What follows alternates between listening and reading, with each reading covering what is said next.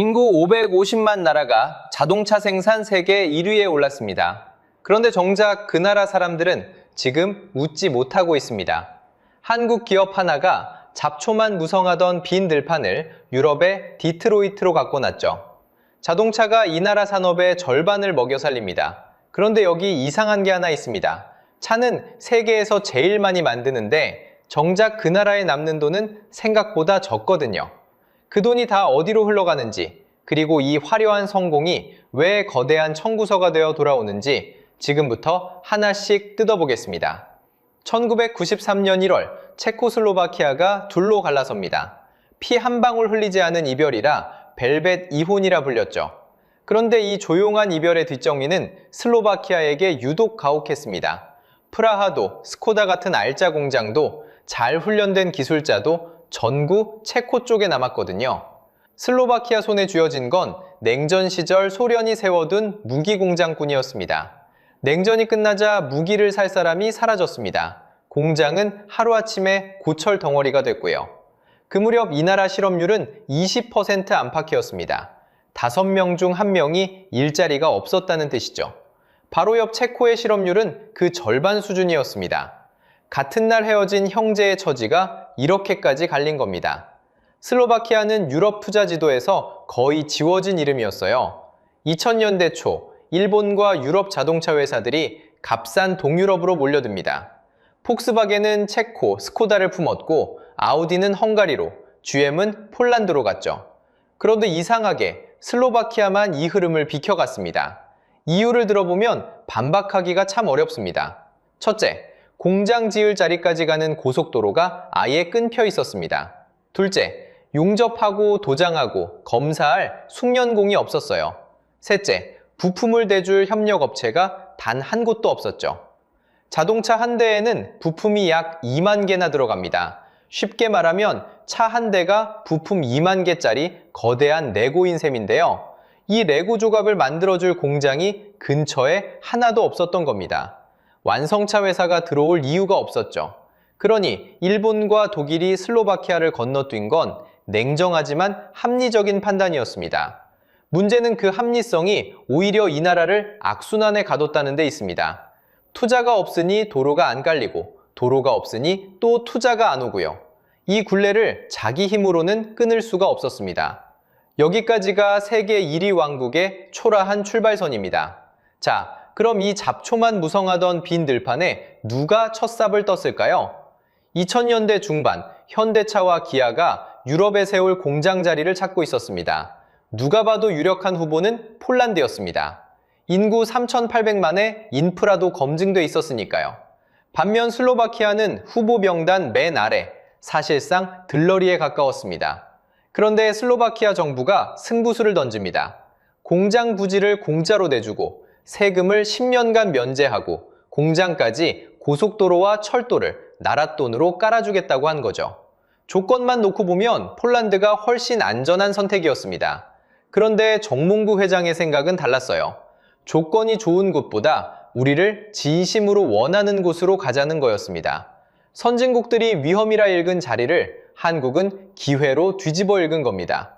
그렇게 2004년 3월 브라티슬라바 정부청사에서 투자협정 서명이 이뤄집니다. 그리고 여기서부터 이른바 한국 속도가 시작됩니다. 유럽에서 자동차 공장 하나 짓는데 보통 3년에서 4년이 걸립니다. 기아는 이걸 약 25개월 만에 끝냈습니다. 영하 20도 혹한에도 천막을 치고 열을 넣어가며 24시간 밤샘 공사를 했죠. 그렇게 2006년 12월 첫 양산차인 기아 시드가 라인에서 불러나옵니다. 유럽 사람을 위해 유럽에서 설계하고 만든 첫 차였습니다. 여기엔 남다른 한 수가 숨어 있었어요. 완성차 공장만 옮긴 게 아니라 한국 부품 협력사들을 같은 시점에 통째로 데려온 겁니다. 서방 회사들은 완성차부터 짓고 부품망은 나중에 채웠거든요. 그런데 기아는 레고 조각 만드는 공장과 조립하는 공장을 동시에 켰습니다. 없던 부품 생태계를 단번에 이식한 셈이죠. 결과는 놀라웠습니다. 2022년 기준 인구 1000명당 자동차 생산량이 세계 1위에 오릅니다. 무려 184대였어요. 2위 체코가 115대, 자동차 강국인 우리 한국이 72대였으니 그야말로 압도적이었죠. 오늘날 자동차 산업은 이 나라 산업 매출의 절반 가까운 약 49.5%를 차지합니다. 부품 협력사만 약 350곳이 모여들었고 별명도 유럽의 디트로이트로 바뀌었습니다. 잡초밭이던 빈 들판이 유럽에서 차를 가장 많이 만드는 심장으로 완전히 다시 태어난 겁니다. 여기까지만 보면 흠잡을 데 없는 성공 신화죠. 그런데 이 화려한 숫자판을 가만히 들여다보면 이상한 게 하나 걸립니다. 세계에서 차를 제일 많이 만드는데 정작 이 나라엔 남는 돈이 적거든요. 차 한 대를 팔면 이 나라에 진짜 얼마가 남을까요? 그 계산부터 함께 해보겠습니다. 자, 방금 우리는 아무것도 없던 잡초밭이 유럽의 디트로이트로 바뀌는 과정을 함께 봤습니다. 인구 1000명당 자동차 생산 세계 1위. 정말 대단한 숫자죠? 그런데 이 화려한 숫자판을 가만히 들여다보면 이상한 게 하나 눈에 걸립니다. 세계에서 차를 제일 많이 만드는 나라라면 상식적으로 돈도 제일 많이 벌어야 하잖아요. 그런데 현실은 그렇지가 않습니다. 여기서 핵심입니다. 많이 만드는 것과 많이 버는 것은 완전히 다른 얘기거든요. 우리는 흔히 공장이 바쁘게 돌아가고 차가 쏟아져 나오면 그 돈이 다 그 동네에 쌓인다고 생각합니다. 그런데 자동차라는 상품은 그렇게 단순하게 움직이지 않아요. 차 한 대가 여러분 손에 오기까지의 과정을 한번 펼쳐볼게요. 먼저 어떤 차를 만들지 그림을 그리는 설계와 연구 개발이 있습니다. 그 다음 부품 2만 개를 조립해서 실제 차로 찍어내는 생산이 있고요. 마지막으로 그 차에 로고를 붙여서 파는 브랜드와 판매가 있습니다. 이 세 구간 중에서 돈이 가장 얇게 남는 구간은 어디일까요? 바로 가운데, 조립입니다. 경제학에는 이걸 설명하는 스마일 커브라는 게 있습니다. 쉽게 말하면요, 웃는 입모양 그래프를 떠올려 보세요. 입꼬리 양끝은 위로 올라가 있고 가운데는 축 처져 있죠. 차 한 대가 만들어져 팔리는 과정도 딱 이 모양입니다. 왼쪽 입꼬리인 설계, 오른쪽 입꼬리인 브랜드. 이 양끝은 돈이 두툼하게 남습니다. 그런데 그 사이 골짜기에 있는 조립은 이 그래프에서 가장 낮은 바닥이에요. 그럼 슬로바키아는 이 웃는 입에서 어디를 맡고 있을까요? 안타깝게도 가장 낮은 골짜기, 조립입니다. 차를 어떻게 설계할지 정하는 것도, 기아라는 브랜드를 붙이는 것도, 핵심 기술을 쥔 것도 슬로바키아가 아닙니다. 그 나라가 하는 일은 남이 그린 설계도대로 남의 브랜드를 달고 세계에서 가장 빠르고 정확하게 차를 찍어내는 겁니다. 쉽게 말하면 이런 거예요. 남의 레시피로 남의 간판을 단 햄버거를 세계에서 제일 빨리 굽는 주방. 주방은 정신없이 바쁘고 햄버거는 끝없이 나옵니다. 그런데 레시피 값과 간판 값, 그러니까 진짜 돈이 되는 몫은 주방이 아니라 레시피와 간판을 가진 사람에게 갑니다. 조립이 받는 건 시급이고 설계와 브랜드가 받는 건 저작권료인 셈이죠. 그런데 왜 하필 가운데가 얇을까요? 이유는 의외로 간단합니다. 조립은 상대적으로 대체가 쉽거든요. 설계 능력이나 브랜드는 하루아침에 흉내낼 수 없지만 조립 공장은 인건비가 더 싼 다른 나라로 얼마든지 옮겨갈 수 있습니다. 경제학에서는 이걸 진입장벽이 낮다고 말합니다. 쉽게 말하면요, 나 아니면 안 되는 자리는 값을 세게 부를 수 있지만 나 말고도 할 사람이 줄 서 있는 자리는 목소리를 크게 내기가 어렵습니다. 조립이 딱 그 자리에 서 있는 거예요. 그래서 아무리 물량을 많이 찍어내도 그 몫이 두툼해지질 않습니다. 숫자로 보면 이 구조가 더 선명해집니다. 슬로바키아의 자동차 생산은 2019년에 약 110만 대까지 올라갔습니다. 한 해에 웬만한 대도시 인구만큼의 차가 이 작은 나라에서 쏟아져 나온 겁니다. 그런데 그 어마어마한 물량을 찍어내는 기아 질리나 공장이 직접 고용하는 사람은 3,700명 남짓입니다. 세계 1위를 떠받치는 심장이라기엔 어지간한 읍내 하나 정도의 일자리인 거죠. 물론 조립도 소중한 일자리이고 세금입니다. 이걸 폄하하려는 게 아니에요. 다만 우리가 짚어야 할 건 이겁니다. 연구개발비, 브랜드 가치, 핵심 부품에서 나오는 이윤, 그리고 주주에게 돌아가는 배당. 부가가치의 두툼한 몫은 대부분 본사가 있는 나라, 그러니까 설계와 브랜드를 쥔 쪽으로 흘러갑니다. 현지에 남는 건 주로 노동자의 임금과 나라가 걷는 세금 정도입니다. 여기에 조건이 하나 더 얹힙니다. 슬로바키아는 2004년 5월 유럽연합에 가입했습니다. 이게 왜 중요하냐면요. EU 안에서는 나라 사이의 관세라는 벽이 사라지거든요. 슬로바키아에서 만든 차를 독일이든 프랑스든 관세 한 푼 없이 실어 나를 수 있게 된 겁니다. 기업 입장에서 보면 인건비는 서유럽보다 훨씬 싼데 시장은 유럽 전체가 열려있는 더없이 좋은 조립기지가 하나 생긴 거죠. 슬로바키아가 세계 1위 조립공장으로 올라선 데는 이 무관세라는 열쇠가 결정적이었습니다. 자, 그러니 세계 1위 생산량이라는 숫자를 세계 1위 이익이라고 착각하면 안 됩니다. 차 한 대를 팔아 이 나라에 남는 몫은 여러분 생각보다 훨씬 얇습니다. 공장은 세계에서 가장 바쁘게 돌아가는데 정작 그 나라 지갑에 떨어지는 두께는 얇다는 것. 이게 바로 조립기지의 함정입니다. 그렇다면 여기서 자연스럽게 다음 질문이 떠오릅니다. 두툼한 몫이 설계와 브랜드를 준 쪽으로 빠져나갔고 이 나라 손엔 얇은 몫만 남았다면 그럼 그 돈은 다 어디로 흘러간 걸까요? 자, 차 한 대를 팔아도 이 나라에 남는 몫은 얇다고 했습니다. 그런데 이 얇은 이익마저 어디로 흘러가는지 따라가 보면 더 이상한 그림이 나옵니다. 여러분, 슬로바키아가 이 공장을 유치하면서 실제로 손에 쥔 게 뭘까요? 일자리, 그리고 세금입니다. 딱 두 가지예요. 그런데 이 두 가지를 얻으려고 이 나라가 미리 치른 대가가 있습니다. 기억하시나요? 처음에 슬로바키아는 후보 명단 최하위였습니다. 조건 좋은 폴란드를 제치고 공장을 데려오려면 뭔가 파격적인 걸 내놔야 했어요. 그래서 슬로바키아 정부가 꺼낸 카드가 이겁니다. 공장 지을 땅을 공짜로 줬습니다. 세금을 10년 동안 면제해 줬습니다. 그리고 공장까지 이어지는 고속도로와 철도를 나라 돈으로 깔아줬어요. 쉽게 말하면요, 손님을 모시려고 집 앞까지 새 길을 내주고 10년치 월세를 대신 내준 셈입니다.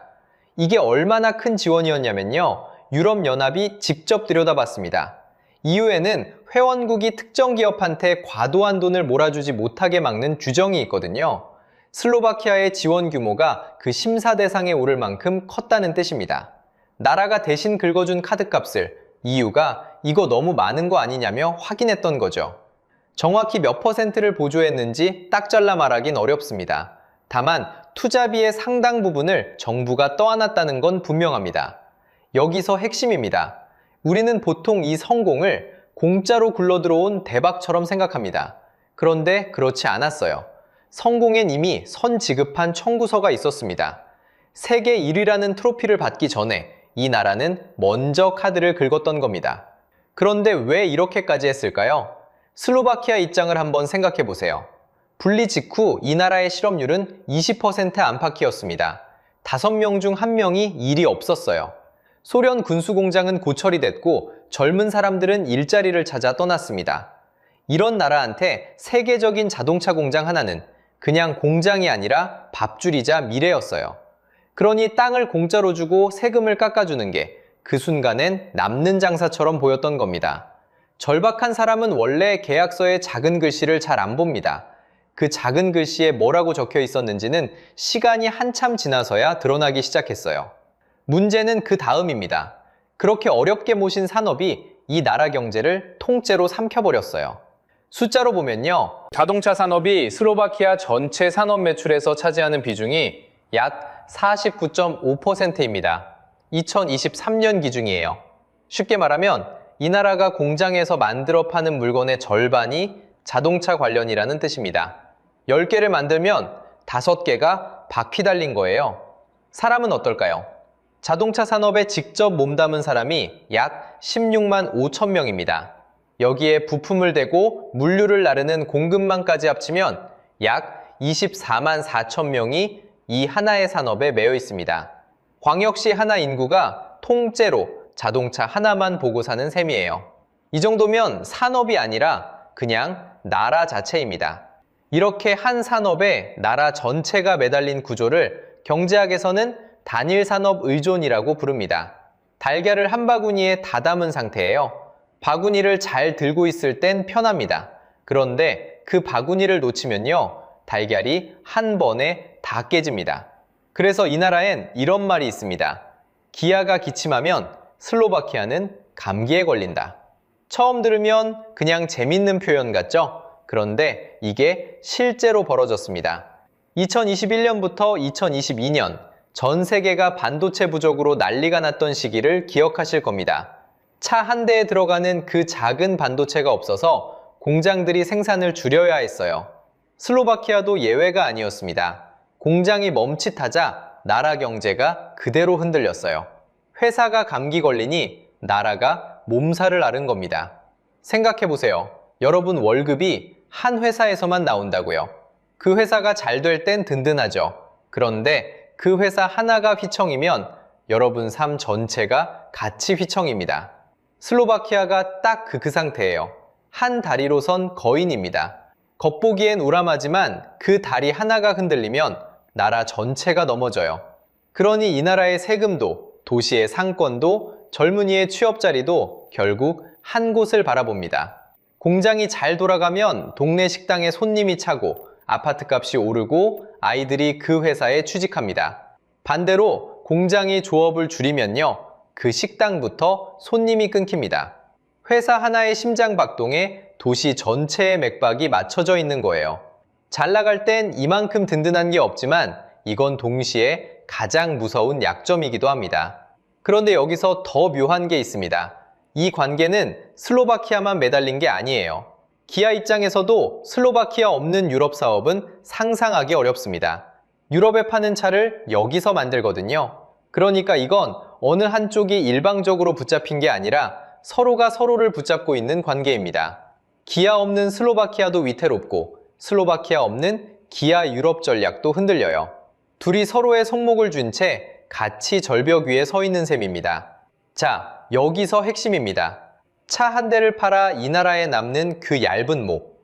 여러분 생각보다 훨씬 얇았던 바로 그 몫에 이 나라의 절반이 통째로 걸려 있는 겁니다. 이익은 얇은데 거기 매달린 무게는 나라의 절반이에요. 이게 세계 1위라는 화려한 간판 뒤에 숨어 있던 진짜 구조입니다. 그런데 지금 그 하나뿐인 다리를 통째로 흔드는 변화가 오고 있습니다. 그리고 이게 왜 남의 나라 얘기가 아닌지 지금부터가 진짜입니다. 자, 여기까지 오면 이 나라는 정말 탄탄해 보입니다.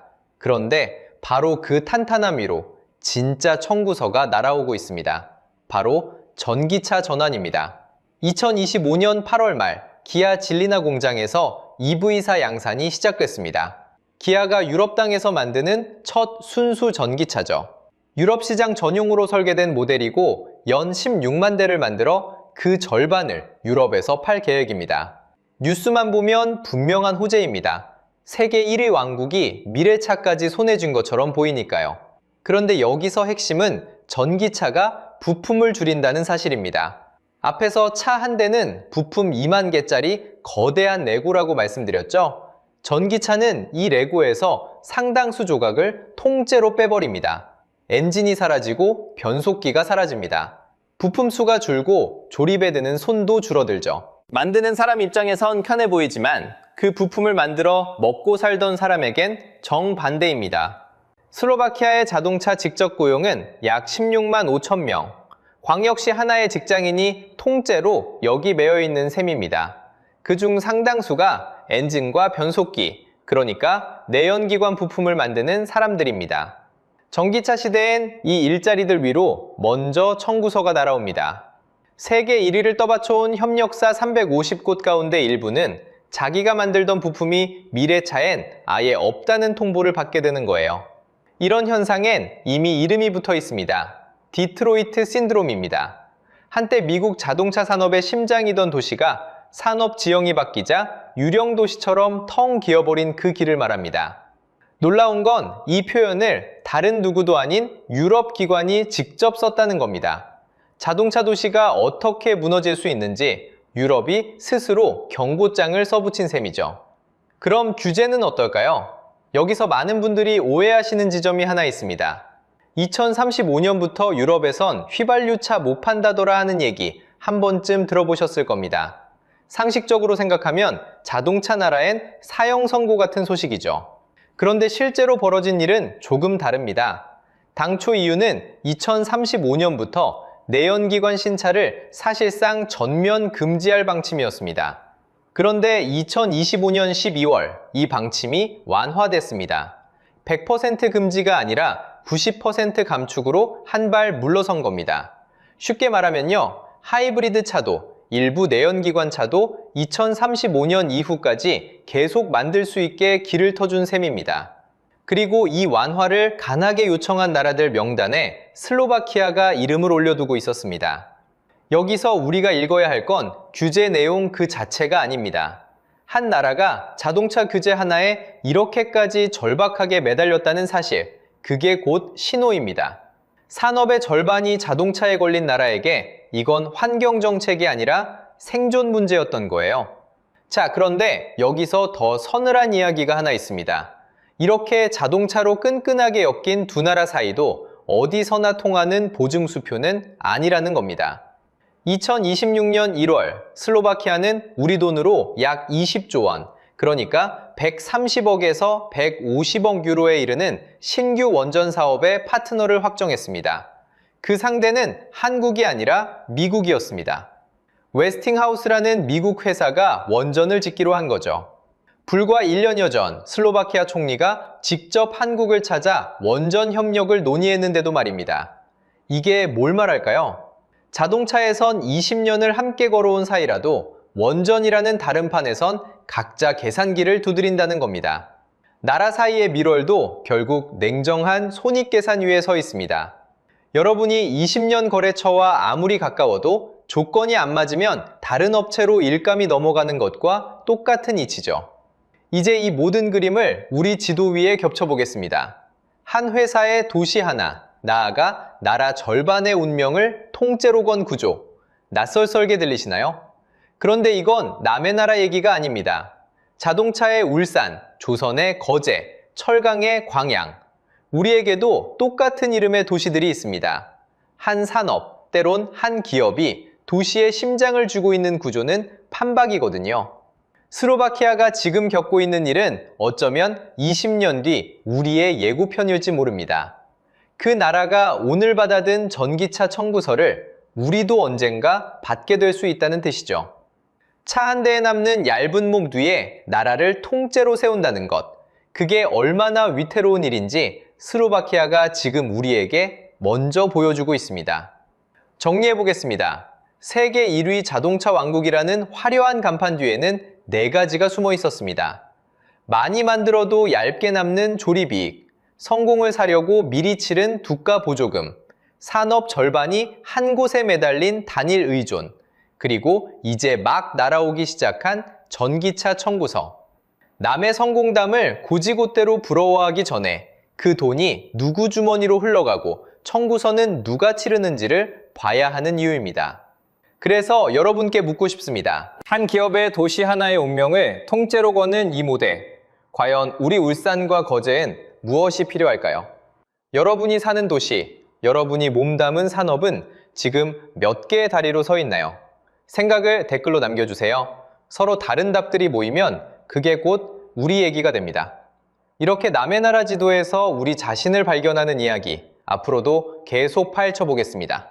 놓치고 싶지 않으시다면 좋아요와 구독으로 함께 해주세요.